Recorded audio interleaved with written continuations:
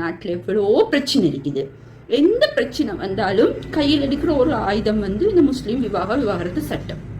Doctor Archana Ramanathan அவர்களே, நீங்க பாராளுமன்றத்துக்கு சுயேட்சை குழு ஒன்றின் மூலமா தெரிவு செய்யப்பட்டீங்க. நீங்க பிரதிநிதித்துவப்படுத்துறது சாவக்கச்சேரி மக்களை.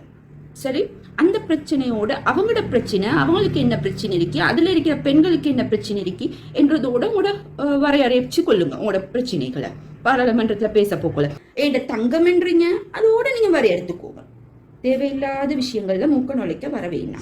தெளிவான மனுஷர்கள் பேசினா எஸ், இவங்களுக்கு சொன்னா விளங்கும், ரைட், ஓகே என்றதெல்லாம் இருக்கு.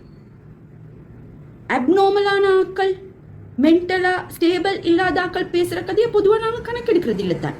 ஆனால் எங்களுக்கு என்ற ஒரு டியூட்டி இருக்குது, இது ராங்ன்னு உங்களுக்கு சொல்றதுக்கு. அப்போ முஸ்லீம்களோட பிரச்சனையை பார்க்குறேன்னு சொன்னா முஸ்லீம் சம்பந்தப்பட்ட ஆட்கள் தான் இருக்க வேண்டுமே தவிர அங்க மல்டி செக்டோரியல்